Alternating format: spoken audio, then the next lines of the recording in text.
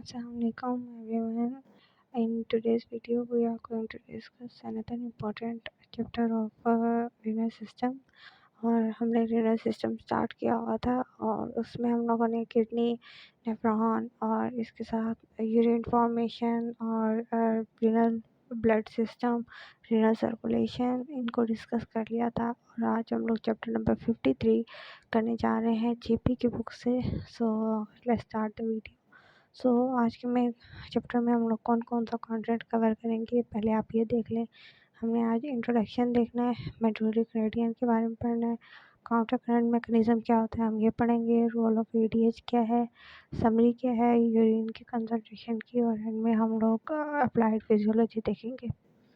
So before we are going to start our lecture, I request you to please subscribe to my channel, like my videos. So now let's start the lecture.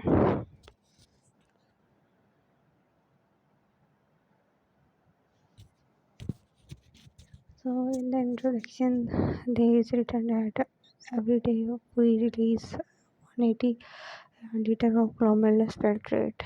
So this is much amount of water is excreted in the urine, and the body will face serious threats. So the concentration of urine is very important for us, and the kidney is playing role in the maintenance of this urine concentration. So in urine concentration, the osmolarity of glomerulus filtrate is measured. So the osmolarity of glomerulus filtrate is similar to the osmolarity of plasma, and it is equal to 300 milliosmol per liter. So normally urine is concentrated and its osmolarity is 4 times more than that of plasma, and for example 1200 milliosmol liter. So this is the concentration of your urine, but the osmolarity of your glomerulus filtrate, which is filtering into your glomerulus, is just 300. But when the urine is coming out, its osmolarity is increases at up to 12,000. So it means that your osmolarity is going to increase. So what osmolarity of urine depend upon the two factors as written here. First factor is the water content of your body, that what amount of water is present in your body. Second thing is the antidiuretic hormone, which is called as ADH. So what is the mechanism of urine formation? You know very well, if we are going to produce dilute urine, it means your body don't absorb water, your body is absorbing salt. And if you are going to produce concentrated urine, means your body is absorbing more amount of water and releasing salt into the urine. So now we discuss how there is a formation of dilute and concentrated urine. So first we discuss the formation of dilute urine. As you see here, when the water content of body increases, mean your body have a lot of water in it. Now your kidney is going to excrete a dilute urine because your body don't need extra amount of water. So what is doing that? It is decreasing the action of ADH.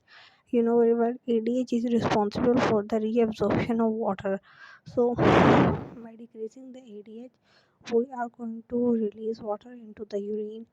So whenever your water content increase in your body, your ADH is going to decrease. So the percentage of water in your body has inverse relation with the ADH hormone. So in that way, yeah, due to absence of ADH, your body is not going to release water. Therefore, dilute urine is going to produce. Now we discuss the formation of concentrated urine. So in the concentration urine, your body content of water decreases. So due to decrease in water, your ADH secretion increases, and due to increase in the secretion of ADH, your concentrated urine is produced. So it will involve two processes. First is the development and maintenance of medullary gradient by the counter current system. So production of your concentrated urine is regulated by quantum current mechanism, and second is the ADH secretion.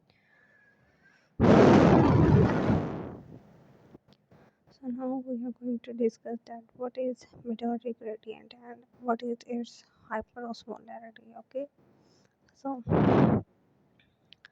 Actually your cortical interstitial fluid, ठीक है, जो आपका IF होता है interstitial fluid, it is isotonic to the plasma. Isotonic होता है कि मतलब बिल्कुल सेम है प्लाज्मा के, यानी दोनों की ऑस्मोलैरिटी 300 मिली ऑस्मोल पर लीटर है। बट जब आप आउटर पार्ट से इनर पार्ट यानी मेडुलरी की तरफ जाते हैं तो आपकी ऑस्मोलैरिटी इंक्रीज़ होती है, ग्रेजुअली इंक्रीज़ होती है, और इस इंक्रीज़ की वजह से जो आपका ऑस्मोलैरिटी है एंड तक जब पहुंचता है, मतलब आपका जब यूरिन बनता है तो उसकी ऑस्मोलैरिटी 1200 मिली ऑस्मोल पर लीटर हो जाती है। तो इसकी ग्रेजुअली जो इंक्रीज़ हो रहा है ये डिटेक्ट करता है कि आपका मेडुलरी ग्रेडियंट है, तो इसी ऑस्मोलैरिटी में ग्रेजुअली इंक्रीज़ होना ये डिटेक्ट करवा रहा है कि आपका मेडुलरी ग्रेडियंट है, और ये इम्पोर्टेंट रोल प्ले करता है कंसंट्रेशन ऑफ यूरिन में। तो अब हम लोग बात करने वाले हैं कि किस तरह से आपकी डेवलपमेंट होती है, मेंटेनेंस और किस तरह से होती है आपके मेडुलरी ग्रेडियंट की। सो किडनी ने करना है, और किडनी ने किस मैकेनिज़्म के ज़रिए से मेडुलरी ग्रेडियंट को मेंटेन करना है, और उस मैकेनिज़्म को हम कहते हैं काउंटर करंट मैकेनिज़्म। मैं आपको दिखाती हूँ। So this counter current mechanism is going to regulate your medullary gradient. सो देखते हैं कि मेडुलरी ग्रेडियंट क्या है। तो ये डायग्राम है जिससे आपको पता लग रहा है कि काउंटर करंट मैकेनिज़्म क्या होता है, तो इसको हम बाद में देखेंगे। पहले हम काउंटर करंट मैकेनिज़्म पे चलते हैं, ठीक है। सो सबसे पहले उन्होंने बताया हुआ कि काउंटर करंट सिस्टम क्या चीज़ है, उसकी डेफिनेशन दी हुई है, आप देख सकते हो। तो यहाँ पर लिखा हुआ है कि it is a system of U shape tubules. तो यहाँ पर यू शेप ट्यूब्यूल्स हैं, यहाँ आप देख सकते हो कि ये यू शेप ट्यूब्यूल है, इसी को हम काउंटर करंट फ्लो मैकेनिज़्म कहते हैं। तो इसमें क्या हो रहा है कि फ्लूइड जो फ्लो कर रहा है वो अपोजिट डायरेक्शन में कर रहा है in the two limbs of the U shape. यहाँ पर फ्लूइड अपोजिट डायरेक्शन में ट्रेवल कर रहा है। किस तरह से कर रहा है, जैसे यहाँ देखो कि यहाँ फ्लूइड ने इस तरफ ऐसे आना है, ठीक है, इसकी डायरेक्शन इस तरफ होगी, ये ऐसे जाएगा यहाँ से, और इस तरफ इसकी डायरेक्शन ऊपर की तरफ है। तो फ्लूइड की डायरेक्शन जो है वो ऊपर नीचे जा रही है, यहाँ पर अगेन फ्लूइड नीचे की तरफ आ रहा है, तो डायरेक्शन ऑपोजिट है, ठीक है। सो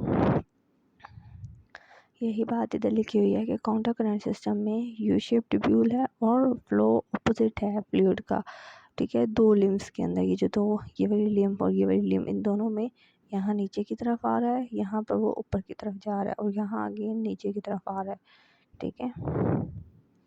सो अब हम लोग देखते हैं कि डिवीजन क्या है काउंटर करंट सिस्टम को ना। दो इसके पार्ट हैं, या आप इसको दो इसकी टाइप्स कह सकते हैं। तो पहली जो टाइप है इसकी वो है काउंटर करंट मल्टीप्लायर ये, और दूसरी टाइप है इसकी काउंटर करंट एक्सचेंजर, ठीक है। सो अब हम लोग देखते हैं कि काउंटर करंट मल्टीप्लायर क्या होता है, और उसको देखते हैं कि उसको बनता है किसकी वजह से।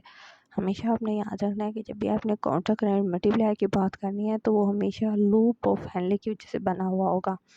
लेकिन जब आप बात करेंगे काउंटर करंट एक्सचेंजर की तो वो हमेशा वाजा रेक्टर की वजह से बना हुआ होगा, ये डिफरेंस है, ठीक है।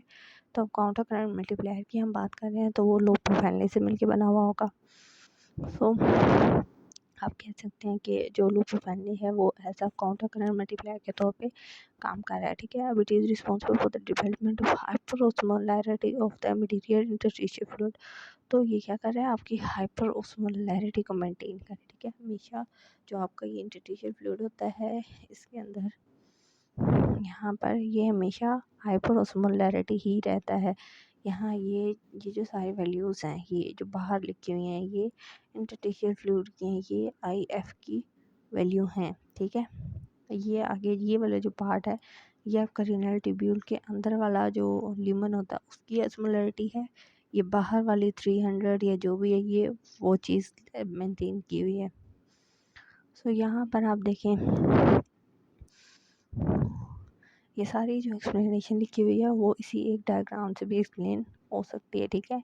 इसी के बारे में बताया हुआ है। So loop of value of जस्टम ड्यूरिंग nephron play important role of the in the counter current mechanism. तो जस्टम ड्यूरिंग नेफ्रॉन की लूप ऑफ वैल्यू का आपको पता है कि वो ज़्यादा डीप पेनिट्रेट हुई होती है, मतलब उसकी लेंथ ज़्यादा होती है, जबकि कॉर्टिकल नेफ्रॉन की जो लूप ऑफ वैल्यू होती है वो शॉर्ट होती है। सो जो जस्टम ड्यूरिंग नेफ्रॉन की लूप ऑफ वैल्यू है वो ज़्यादा इंपॉर्टेंट रोल प्ले करती है as a counter current multiplier. So यहाँ क्या होगा, यहाँ लिखा हुआ है कि but main reason of hyperosmolarity of medullary interstitial fluid is the active reabsorption of the sodium chloride and other solute from the ascending limb of and accumulate and increase in the osmolarity। तो अब मैं ये चीज़ आपको समझाती हूँ इस diagram के ज़रिए से। सो अब आप देखो कि मैंने सबसे पहले आपको क्या समझाया था कि रेनल कॉर्टेक्स में ये वाला जो पार्ट हमारा दिखाया हुआ है, ये वाला, ये सारा पार्ट है PCT, ठीक है।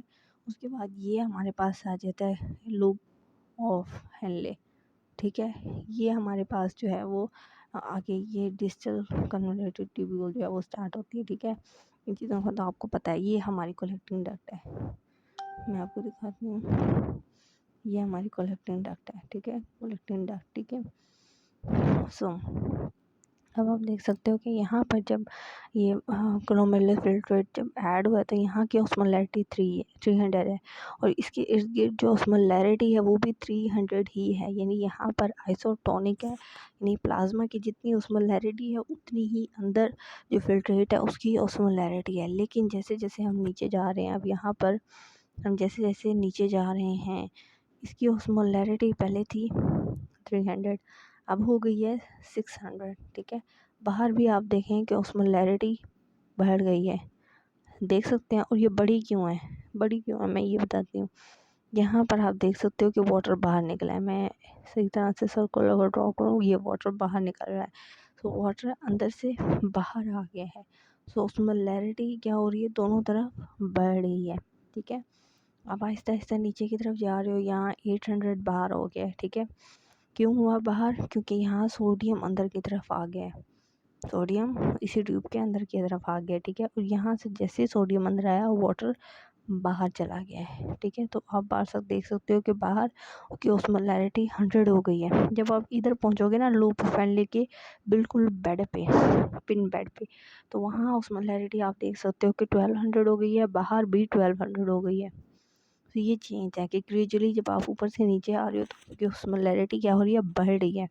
अब जब आप यहाँ नीचे के पहुँचने के बाद sorry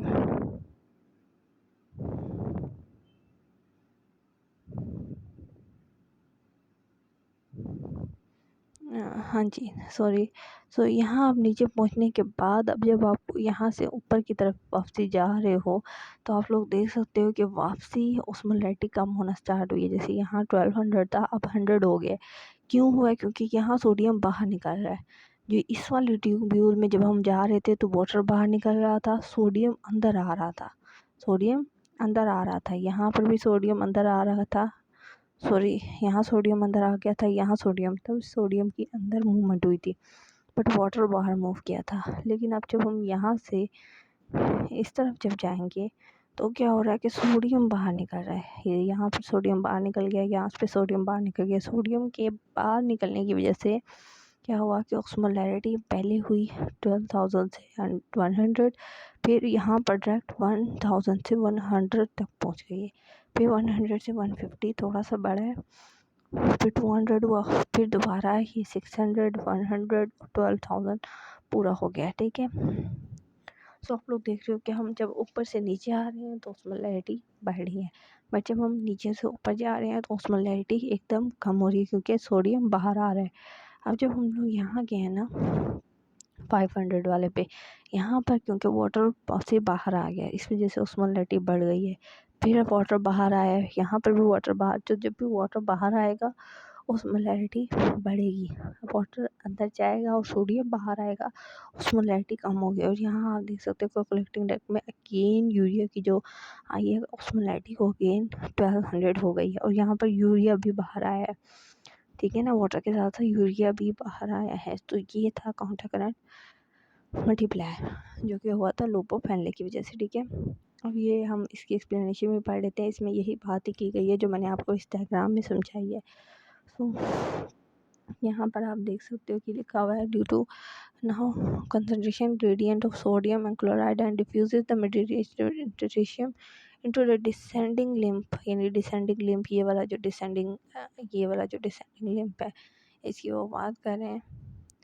So reach the ascending limb via the hairpin. The sodium chloride ion are separated and descending and ascending limb through the interstitial medium, leaving the small portion of excreted urine. Apart from this regular relation में तो ये सारा कुछ यही explain किया हुआ है, आप इसको पढ़ लेंगे, ठीक है।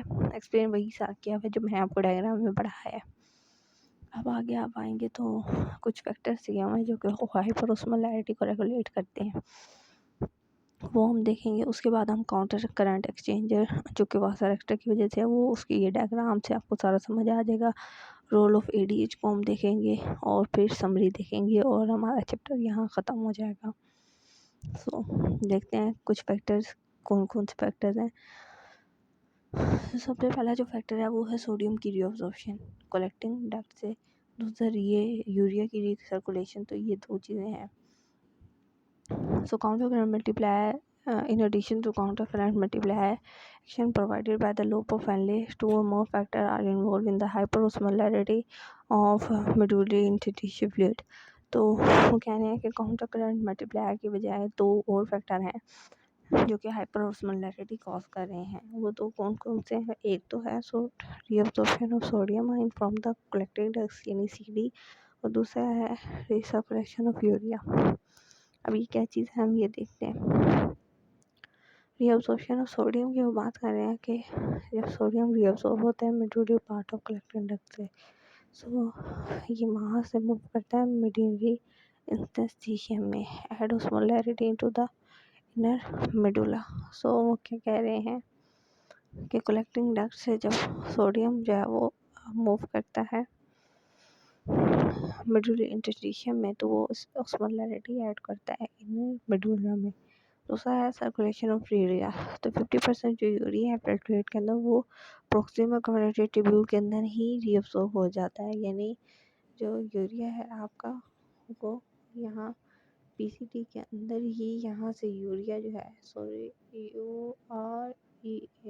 यूरिया यहीं से ही अंदर चला जाता है और यहाँ से बाहर आ रहा है, ठीक है ना। ये रिसर्कुलेशन है यूरिया की। यहाँ से जो यूरिया बाहर आया है ये वापस जाएगा इधर, इधर से जाके वापस इधर रीअब्सॉर्ब हो जाएगा।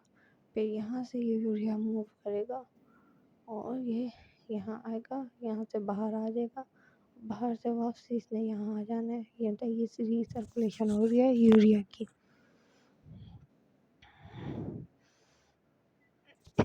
तो 50% आपका यूरिया इसी तरह ही रिसर्कुलेट करता है, रीअब्सॉर्ब हो जाता है प्रोक्सिमल कम्युनिटी ट्यूब्यूल में। Almost equal amount of urea secreted out in the loop of Henle. So the fluid in the distal communicated tubule is much as urea amount filtered. So collecting duct is impermeable urea, यानी collecting duct urea को बाहर या अंदर आने नहीं देती है। collecting duct water को भी बाहर अंदर नहीं आने देती है। बट आपने डायग्राम में देखा कि यहाँ पर collecting duct से ही वाटर भी बाहर आ रहा है, ठीक है, और यूरिया भी बाहर आ रहा है। तो इसकी रीज़न क्या है? इसकी रीज़न ये है क्योंकि कलेक्टिंग डक्ट तो यूरिया को अंदर बाहर नहीं आने देता, लेकिन जो ADH है, ADH हार्मोन है जो रिलीज़ होता है, वो जो है वो स्टिमुलेट करता है कुछ एक्वस चैनल्स को जो कि वाटर को और यूरिया को अंदर बाहर आने देते हैं। सो ADH की वजह से कलेक्टिंग डक्ट वाटर और यूरिया को रीअब्सॉर्ब कर पा रहा है, वरना नहीं तो कलेक्टिंग डक्ट ये काम नहीं करता है, ठीक है।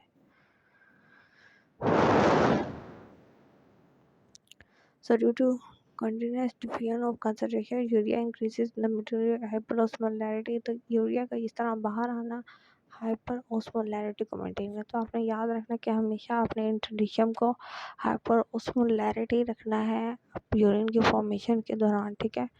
सो यहाँ पर यूरिया की रीसर्कुलेशन को एक्सप्लेन किया गया है कि again concentration gradient urea enter करता है असेंडिंग लिम्फ में, ठीक है। तो ये एंटर करता है असेंडिंग लिम्फ में, here is passes the distal community tube में जाके कलेक्टिंग डक्ट में जाता है, वहाँ से ये बाहर निकल के वापसी आ जाता है प्रॉक्सिमल कम्युनिटी ट्यूब्यूल में और फिर रिसर्कुलेट होता है, जैसे मैंने आपको पहले भी बताया।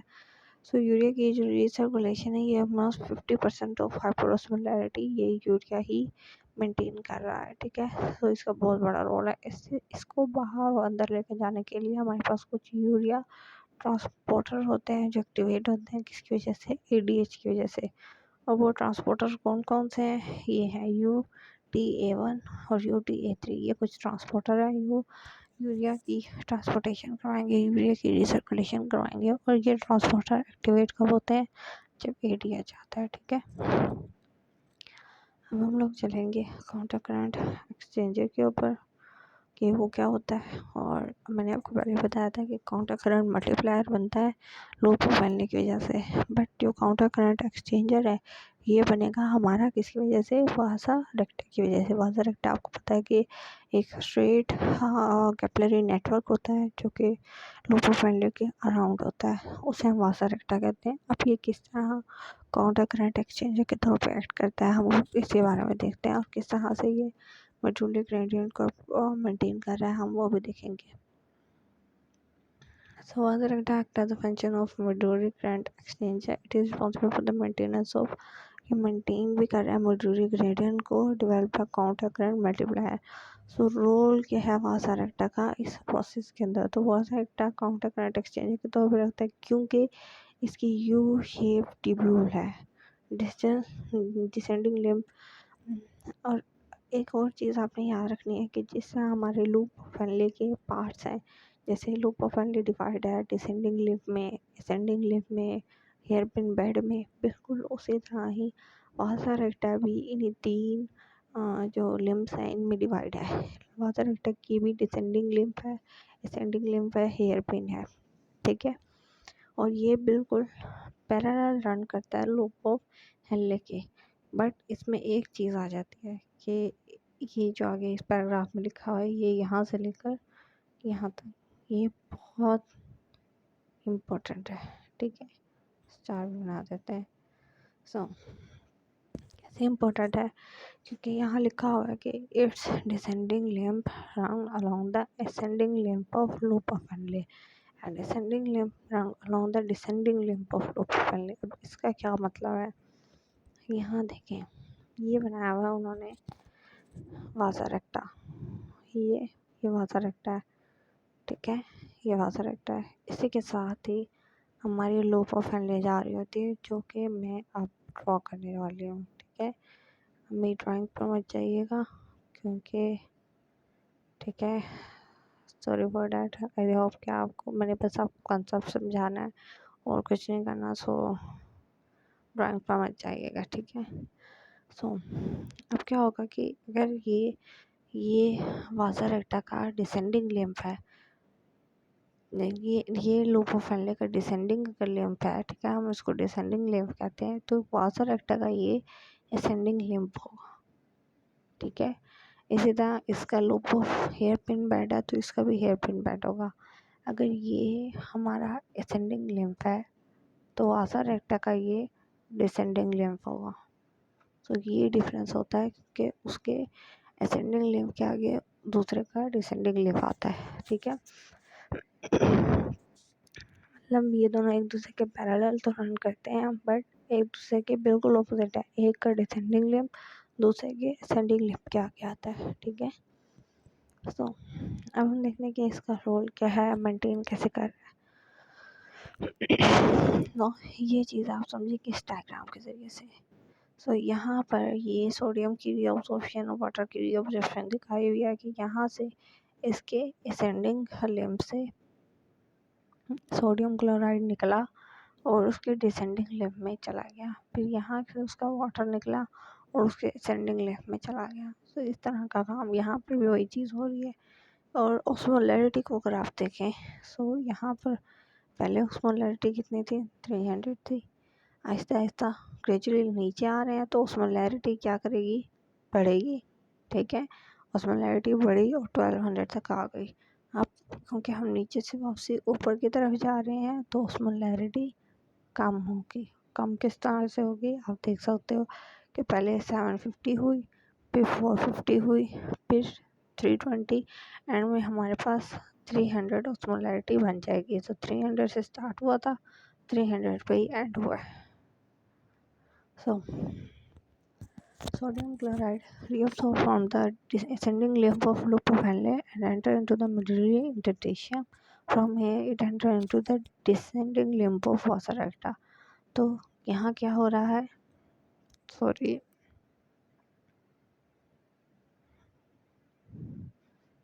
यहाँ पर आप देख सकते हैं ये ascending लिम्फ है, ये descending लिम्फ है, और ये ascending लिम्फ है लोब ऑफ हेनले की, और ये जो उन्होंने बनाई है ये डिसेंडिंग लिम्फ है वैसा रेक्टा की। ठीक है, सॉरी फॉर द स्पेलिंग्स। सो ये वासा रेक्टा की डिसेंडिंग लिम्फ है और ये असेंडिंग लिम्फ है। तो यहाँ से सोडियम क्लोराइड निकला और उस वासा रेक्टा की डिसेंडिंग लिम्फ में जाके एंड हो रहा है, वहाँ से वाटर निकला और असेंडिंग लिम्फ में जा रहा है। यहाँ भी वैसे ही हो रहा है कि यहाँ सोडियम क्लोराइड इधर जा रहा है, वाटर अगेन बैक यहाँ आ रहा है। ठीक है, सो अब आप देख सकते हैं कि इस तरह से ये अपने इंटरडिशन फ्लूइड के अंदर हाइपरऑस्मोलैरिटी को मेंटेन करता है। Blood flow very slowly from the वासा रेक्टा से ब्लड बहुत स्लो वॉक करता है। Large quantity of sodium chloride accumulate in the descending lymph of the वासा रेक्टा।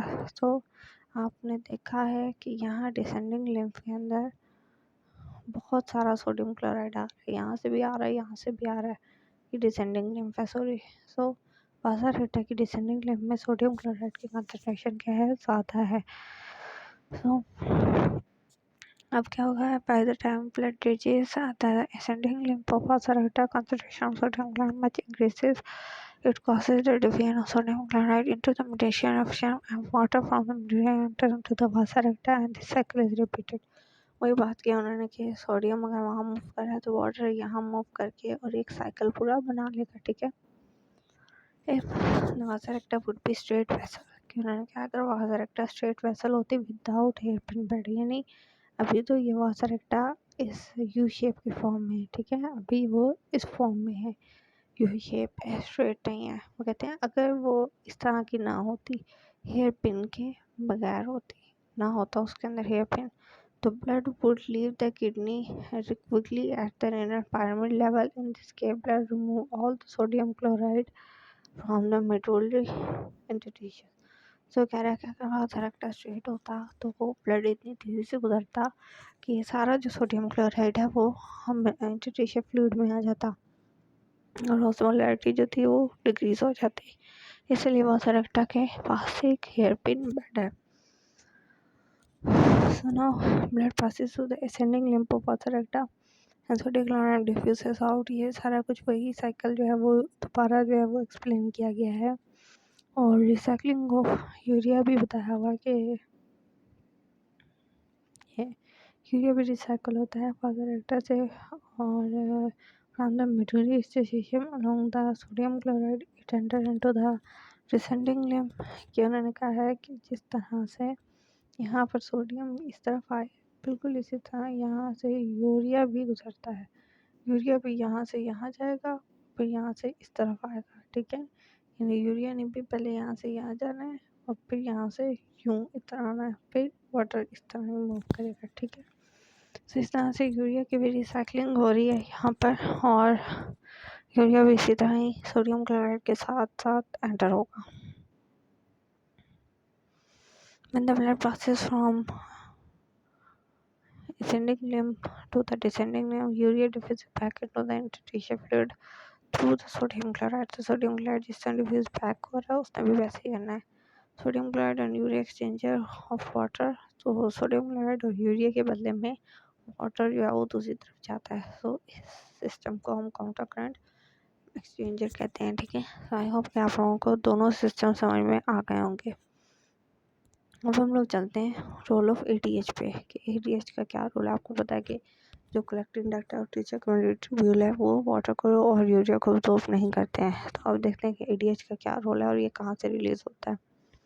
तो final concentration of urea is achieved due to ADH. तो टीचर कम्युनिटी ट्यूब्यूल कलेक्टिंग डक्ट ये water के परमेबल नहीं है, ये इम्परमेबल है और ये एडीएच की प्रेजेंस की वजह से ये रीअब्जॉर्ब होते हैं। तो एडीएच क्या करती है, फैकल्टेटिव रीअब्जॉर्प्शन करवाती है वाटर की, ठीक है। अब लार्ज क्वांटिटी ऑफ वाटर जो है वो रिमूव होता है डिस्चार्ज कम्युनिकेटिव यूज से, जिसकी वजह से ही यूरिन हाइपोटोनिक हो पाती है और उसकी ऑस्मोलैरिटी 1200 मिलीऑस्मोल होती है, ठीक है। ये अगेन वही डायग्राम बताई हुई है लूप फैलने की। ये यहाँ पर बोमस कैप्सूल कर बताया हुआ है, उसे वही बताया हुआ है कि सोडियम अंदर जा रहा है, पहले यहाँ से सोडियम बाहर आ रहा है, ठीक है, और यहाँ सारा वाटर बाहर निकल रहा है, साथ यूरिया भी निकलेगा। तो वही चीज़ एक्सप्लेन की हुई है यहाँ पर और कुछ भी नया नहीं है, ठीक है। एंड में हमें समरी दी गई है यूरिन कंसंट्रेशन की, हर पार्ट में वापसी वही डायग्राम बनाई हुई है, कुछ भी डिफरेंट नहीं है, वही चीज़ें ही लिखी हुई हैं, ठीक है। अब हम देखते हैं, अब उन्होंने हर पार्ट को अलग अलग करके दिखाया, जैसे बोमस कैप्सूल का बता रहे हैं वो, तो वो क्या है, मतलब ग्लोमेरुलस फिल्ट्रेट जो कलेक्ट होता है आपके बोमस के अंदर, यहाँ से आगे हमारा सॉरी हमारा इस तरह से सॉरी यहाँ हमारा बोमस वही कैप्सूल बनता होता है ना, ठीक है। तो वही सॉरी फॉर द डायग्राम। तो यहाँ पर ग्लोमेरुलर फिल्ट्रेट जो है वो यहाँ आता है, यहाँ से वो मूव करेगा इस तरफ लूप फैलने में और वहाँ से वो फिर जाएगा किस तरफ, कलेक्टिंग डक्ट के अंदर, ठीक है। तो अब वो कह रहे हैं कि ये बोमस कैप्सूल के अंदर ये आइसोटोनिक है प्लाज्मा की, यानी प्लाज्मा में यहाँ पर भी 300 है, इसके अंदर भी 300 है, तो आइसोटोनिसिटी है यहाँ पर। सो दोनों तरफ 300 मिलीऑस्मोल लीटर प्रेशर है। जब हम जा रहे हैं यहाँ पीसीटी के अंदर, ये पीसीटी है, तो यहाँ पर भी क्या है कि क्योंकि सोडियम यहाँ पर जो है वो वाटर बाहर मूव कर रहा है यहाँ पर, और सोडियम भी यहाँ से जो है वो बाहर मूव करता है, और उसके बाहर मूव करने की वजह से वाटर जो है वो ऑब्लिगेटरी रिअब्सॉर्ब हो जाता है, ठीक है। वाटर यहाँ से बाहर निकलता है, यहाँ से sodium n sorry sorry sorry NaCl यहाँ से क्या करता है, बाहर निकलता है। तो मैं आपको बताऊँ कि यहाँ से NaCl बाहर निकलता है और वाटर उसके ऑब्लिगेटरी, उसके रिजल्ट में ऑब्लिगेटरी रीअब्जॉर्प्शन हो जाती है वाटर की, और वाटर भी बाहर निकल आता है, ठीक है। तो इस वजह से osmolarity of fluid remain same in the Bowman's capsule, और जो प्रॉक्सिमल कम्युनिकेटेड ट्यूब्यूल है वो भी आइसोटोनिक है, क्योंकि जैसे ही जितना सोडियम ने बाहर मूव किया उतना ही वाटर बाहर मूव कर जाता है, तो आइसोटोनिक कंडीशन बना लेता है, ठीक है। नेक्स्ट आ जाता है थिक डिसेंडिंग सेगमेंट, वहाँ पर भी हाइपरटोनिक होगा प्लाज्मा की, ये भी हाइपरटोनिक है प्लाज्मा का, ये सिर्फ हाइपरटोनिक है। ये जो थिक सेगमेंट होगा ना असेंडिंग रिंग का, ये हाइपरटोनिक होगा, सिर्फ इसमें डिफरेंस आएगा, ठीक है। तो अब हम देखते हैं थिक डिसेंडिंग रिंग का। तो fluid pass from proximal community tubule से जैसे ही वो थिक डिसेंडिंग रिंग में आएगा, तो वाटर क्या होगा, रीअब्सॉर्ब होगा, और जिसकी वजह से क्या इंक्रीज होगी ऑस्मोलैरिटी, हाइपर ऑस्मोलैरिटी होगी, और कितनी इंक्रीज होगी 600 से सॉरी 450 से 600 इंक्रीज होगी, और हाइपर ऑस्मोलैरिटी होगी। जैसे यहाँ देख सकते हो कि यहाँ क्या हुआ कि 400 से 600 बढ़ गई ऑस्मोलैरिटी, ठीक है। फिर क्या हुआ, हम लोग गए थिन डिसेंडिंग सेगमेंट के अंदर, वहाँ पर भी क्या हुआ कि हाइपरटोनिक हुआ, मोर वाटर रीअब्सॉर्ब हुआ, वाटर की रीअब्सॉर्ब होने की वजह से ऑस्मोलैरिटी 600 हो गई, और हेयर पिन के अंदर तो ऑस्मोलैरिटी 1200 हो गई, ठीक है। ये बता रहे हैं कि यहाँ से जब हम यहाँ से 600 था पहले, वो आहिस्ता आहिस्ता आके यहाँ तक जब पहुँचा तो वो 1200 हो चुका था। तो ऑस्मोलैरिटी बढ़ी है, इस वजह से हाइपरटोनिक टू प्लाज्मा है। फिफ्थ आ जाते हैं हमारे पास थिन असेंडिंग सेगमेंट। तो यहाँ पर भी हाइपरटोनिक होगा, जो 400 जो है वो ऑस्मोलैरिटी बड़ी है। उसके बाद थिन, जब थिक आएगा असेंडिंग सेगमेंट, जैसे ये थिक आया है तो ये इम्परमेबल है वाटर के, तो यहाँ से सिर्फ सोडियम क्लोराइड रीअब्जॉर्ब होगा। जैसे यहाँ देखो, तो यहाँ पर सिर्फ सोडियम क्लोराइड रीअब्जॉर्ब हो रहा है, वाटर रीअब्जॉर्ब नहीं हो रहा क्योंकि ये वाटर के इम्परमेबल है। सोडियम क्लोराइड के इस तरह रीअब्जॉर्ब होने की वजह से अंदर जो क्या होगी, ऑस्मोलैरिटी कम हो जाएगी, यानी 150 से 200 तक हो जाएगी। तो ये हाइपोटोनिक है प्लाज्मा की, ठीक है। एंड में डिस्टेंस कॉन्टिटिव का देखें तो वहाँ पे क्योंकि ADH प्रेजेंट है, ADH की वजह से वहाँ पर वाटर रिलीज होगा और ये हाइपोटोनिक होगा, और यहाँ पर जो ऑस्मोलैरिटी होगी वो 1200 मिलीमोल हो जाएगी, ठीक है। तो लास्ट में हमारे पास आ जाता है अप्लाइड फिजियोलॉजी के, इसकी वजह से क्या क्या डिजीज़ होती हैं किडनी की। तो सबसे पहले डिजीज़ है ऑस्मोटिक डायूरेसिस हो सकता है। डायूरेसिस का मतलब होता है कि large quantity of water to the urine excrete होना। डायूरेसिस जब भी होता है तो इसका मतलब क्या होता है कि आपको ज़्यादा यूरिन आ रहा है। तो ऑस्मोटिक डायूरेसिस क्या होगा कि जब आपको ऑस्मोटिक इफेक्ट हो सल्यूट का, तो ये कब होता है, आपका डायबिटीज़ मेटल जैसे किसी भी पेशेंट को अगर डायबिटीज़ मेटल है तो उसको ये होगा कि उसको ज़्यादा यूरिन आएगी। पोलीयूरिया ये दूसरी है। तो पोली का मतलब क्या होता है, मैनी, और यूरिया का मतलब क्या होता है, यूरिन, यानी इंक्रीज यूरिनरी आउटपुट के आपका यूरिन ज़्यादा आ रहा है। तो ये डायबिटीज़ इंसिपिडस की वजह से होता है, और इसमें वाटर की एब्जॉर्प्शन ज़्यादा होती है क्योंकि EDH कम होता है, ठीक है। इसके अलावा डिफरेंट और भी डिजीज़ेस जो हैं वो डिस्कस की गई हैं, जैसे सिंड्रोम डिस्कस किया गया है SI-ADH का। ये पिट्यूटरी ऑर्डर है जिसमें EDH ज़्यादा रिलीज़ होता है। EDH ज़्यादा रिलीज़ होने की वजह से वाटर कम रीअब्सॉर्ब होता है और यूरिन जो है वो उसमें यूरिन मतलब कम आएगी। इसके अलावा नेफ्रोटिक डायबिटीज़ इंसिपिडस है, यहाँ पर क्या हो रहा है कि EDH की सिक्रीशन नॉर्मल है लेकिन EDH का रिस्पॉन्स नहीं आ रहा है, इसकी वजह से दोबारा वही चीज़ आ जाती है कि यूरिन ज़्यादा बढ़ेगा। आखिरी एक और सिंड्रोम है बेटर सिंड्रोम। ये एक जेनेटिक डिसऑर्डर है और इसमें डिफेक्ट होगा थिक असेंडिंग सेगमेंट के अंदर। यहाँ पर सोडियम की रिअब्जॉर्प्शन नहीं हो सकेगी, जिसकी वजह से सोडियम का लॉस हो जाएगा यूरिन से। ये था आज का चैप्टर। हम लोगों ने आज के चैप्टर में कंसंट्रेशन ऑफ यूरिन के बारे में डिस्कस किया, ठीक है। और इससे नेक्स्ट चैप्टर में हम लोग क्या डिस्कस करेंगे, हम लोग एसिडिफिकेशन ऑफ यूरिन, यानी एसिड बेस्ड फैनस किस तरह से किडनी मेंटेन करती है, हम इसको पढ़ेंगे। So keep watching my video, if you like it please subscribe to my channel and like my videos. Hope so कि आप लोगों को ये सारा चैप्टर और इसका कंसेप्ट समझ में आ गया होगा। Take care of yourself, मिलेंगे नेक्स्ट चैप्टर में, और तब तक के लिए अल्लाह हाफिज़। चैनल को सब्सक्राइब ज़रूर करें, वीडियो को लाइक ज़रूर कीजिएगा और दुआओं में ज़रूर याद रखिएगा। टेक केयर, अल्लाह हाफिज़।